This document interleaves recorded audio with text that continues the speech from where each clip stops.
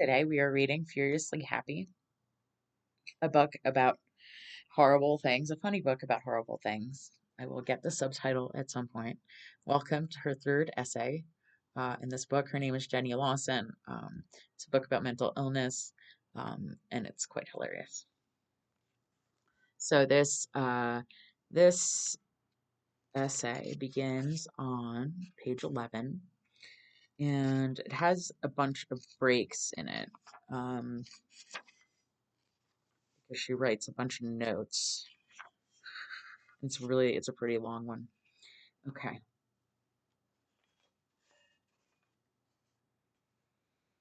The title of this essay is My Phone is More Fun to Hang Out With Than Me.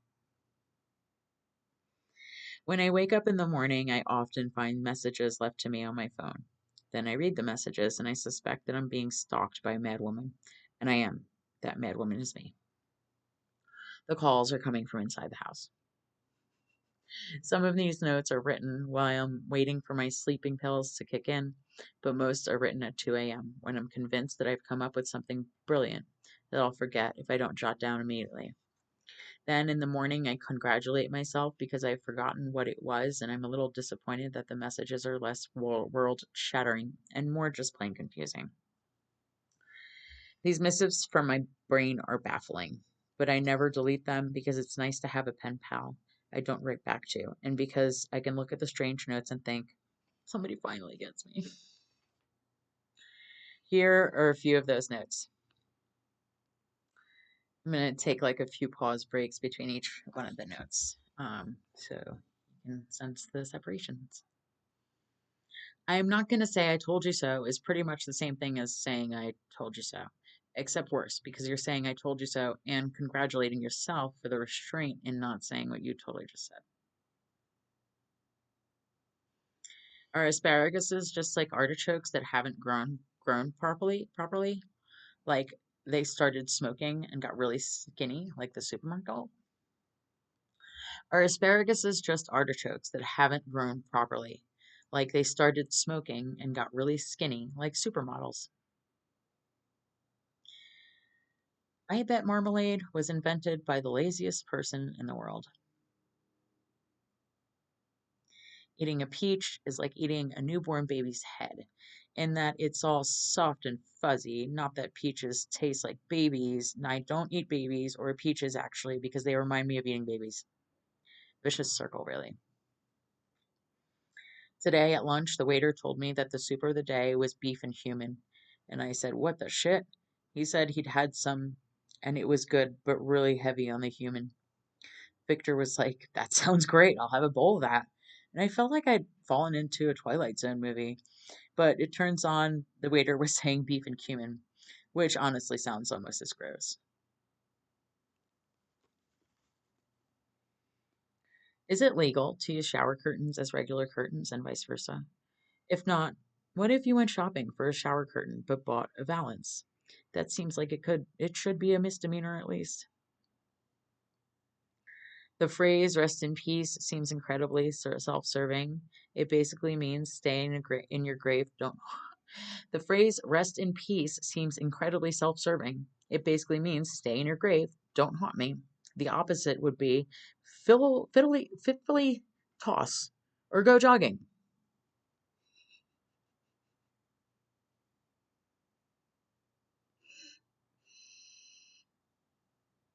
So the phrase rest in peace seems incredibly self-serving.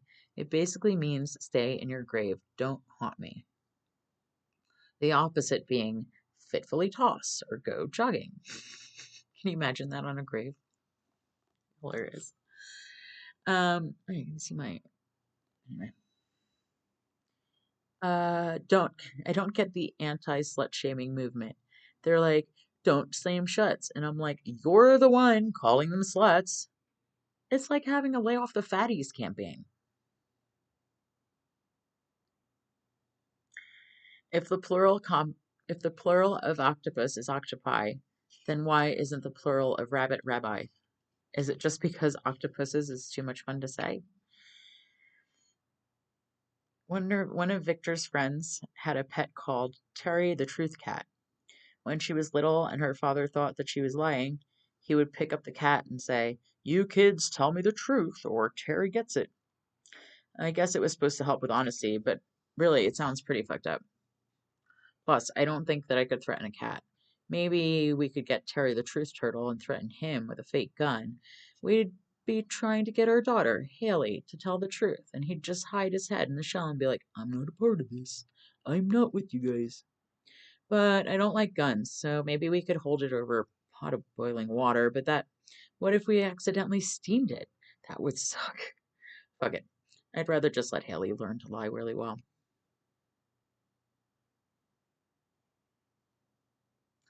"We Wish You a Merry Christmas" is the most demanding song ever.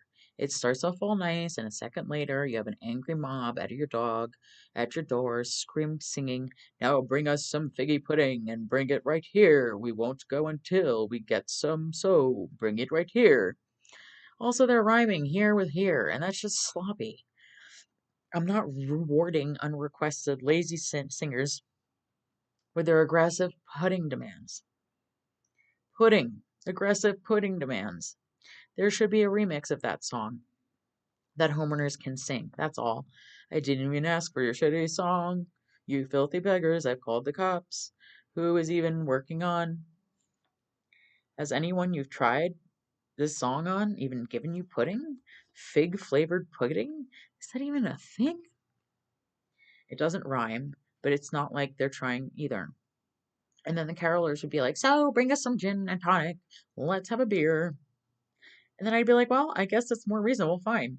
You can come in for one drink. Technically, that would be a good way to get free booze.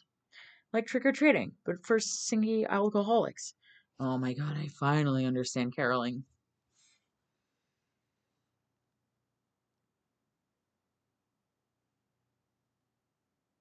Why? I almost use BC and AD to describe time periods.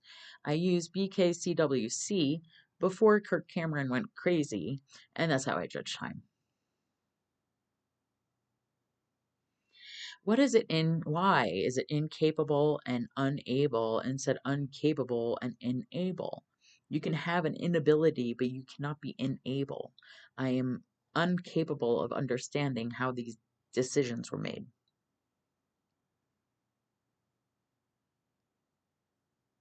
If I were a dominatrix, I would force my submissive to do my washing and clean up my washing up and clean the fridge and brush the cats. And whenever he tried to say the safety word banana to make me stop because it wasn't what he wanted, I would chuckle softly and say, "No, Gary, that's definitely not the safety word." And then I would tighten the leash and hand him a mop, and I'd say, "Your wife won't do this for you, and it's so sad. Now finish the floors and go pick up my dry cleaning." It would be 10 years later, and I'd still have someone to pick me up at the airport and do all the shit I didn't want to do. And then on his deathbed, I'd say, "Hey, Gary, I was just kidding. The secret word really was banana." And then we laugh and laugh. Whenever Victor and I are fighting, I like to pull out my phone and take a selfie of us together because that way, when he tells me to calm down, I can prove that I'm less mad than he is. Because how could you think I've lost my temper? Look at me in this picture. I look adorable. You look like the one with the temper problem. It's also so nice because when I'm taking the picture, he either has to smile or he has to choose to look shitty. Either way, I win. Plus, I have a terrible picture of him I can now threaten to tweet out if he doesn't agree that I'm probably right about everything. I wonder if birds are new. They ever try to land on clouds? And if so, is it like when you think you've gone down the last stair, but there's still another one, and you step off and make that weird oof noise and everyone looks at you? That would suck. But at least birds are hidden when they fuck up and fall through the clouds. I find it very confusing that people refer to good days as the salad days. No one wants salad. Is it because rich people always serve salad even though it usually gets thrown away? Does it mean that if you're rich enough to just serve food to be thrown away, then you've made it? Because that makes sense. Bruce Springsteen said that you can't start a fire without a spark. You can start it with magnifying glass. It ruins this rhyme scheme, but the cost of science, and arson. But maybe there's still a spark, even if it starts without a magnifying glass. Maybe the first flame is always a spark. But that's like saying you can't start a fire without a fire. That's just sloppy songwriting. Bruce Springsteen is obviously not the boss of scientific accuracy. Do they call a crib a creche because it sounds like crotch and baby comes from crotches? If so, that seems very lazy, but it's nice that they put an accent in it because it adds a desperately needed touch of elegance.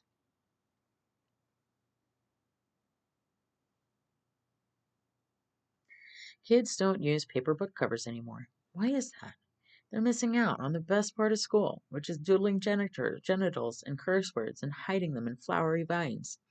There used to be advertisements on ours, mostly for the cotton gin in the funeral home, which was weird because we were children and had no money for or inclination for either. I never understood why paying for a burial when you could just let pigs eat your body. I mean, we're surrounded by pig farms and those pigs need to eat. So, two birds, one stone. We'd just turn the covers backwards after we'd drawn an inappropriately erect man in a coffin and just use the fresh blank covers to practice future tattoo designs. We also had a leather notebooks at our school, which I'm told is not something everyone had. They were leather zippered notebooks with your name and hand tooled on them by the local saddle maker. You used to carry your homework, and everyone had one, but they were really expensive. I finally got one as a combo birthday Christmas present when I was in 8th grade, and I was so excited. Basically, I got school supplies as a present, and I was fucking ecstatic. These were the simpler times, the salad days, possibly. My point is, kids get super excited about the stupidest things, and then the stupidest things become incredibly popular. That's why I now try to avoid popular things like school supplies, and instead I just lean towards unpopular things like being eaten by pigs. Conceptually, I mean, I've been around a lot of pigs, and none of them have ever tried to eat me. The pig farmer next door told me that's because pigs are picky and they won't eat people that are still alive. This seems odd because I think wanting to eat a corpse is sort of the opposite of being a picky eater, but I'll defer to the experts on this one.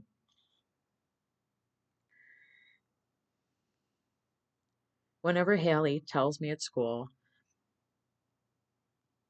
kids at school were mean to her, I want to go find those kids and tell them that I am from the future and that they failed miserably. And then I'd be like, and look how fat you got.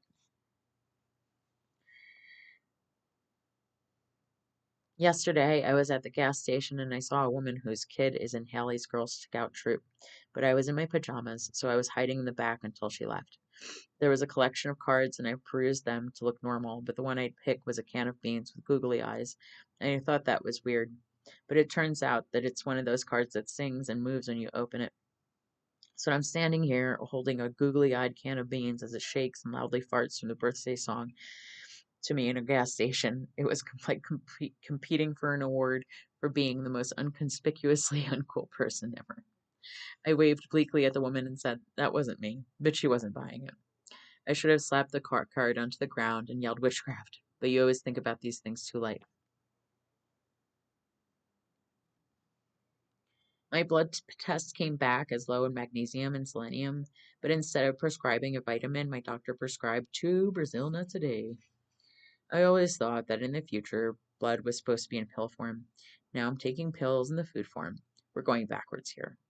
Also, it sort of sucks that no one nut I'm prescribed is a worst nut, the one everyone throws away. I need to start a fundraiser where everyone in the world just sends me the 2 nuts left at the bottom of the can. I told Victor that I had gotten my test results and they've prescribed me nuts. Victor said I'm confused, prescribed with diagnosed. Victor says I'm confusing, prescribed with diagnosed. Benedict Cumberbatch is like Alan Rickman Benjamin Buttoning.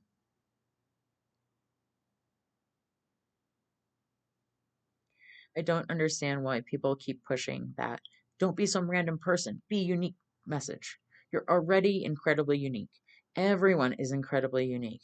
That's why the police use fingerprints to identify people. So you're incredibly unique, but in the same way that everyone else is, which admittedly doesn't really sing and is never going to make it on a motivational t-shirt. So none of us are unique in being unique, because being unique is pretty much the least unique thing you can do, because it comes naturally to everyone.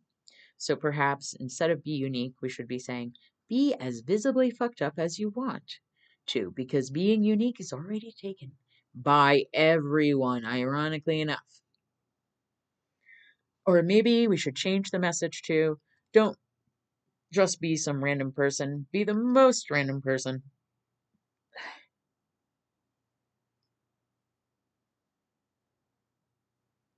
The amount of money I would pay for people to stop fucking up grammar is only slightly lower than the amount I would give to ensure I never have grammatical errors in the statements I make, calling others out on their grammatical errors. If you put a bunch of chameleons on top of a bunch of chameleons on top of a bowl of Skittles, what would happen? Is that science? Because if so, I finally get what people want to do science.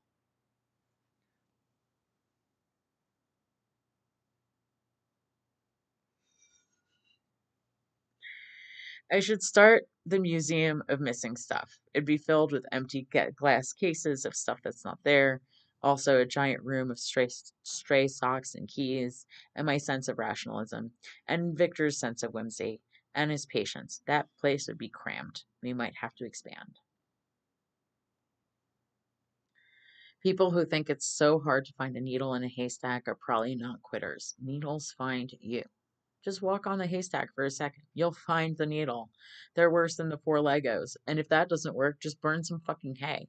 They should change, like finding a needle to a haystack in a haystack to like finding a pen that works in a drawer filled with pens that don't work.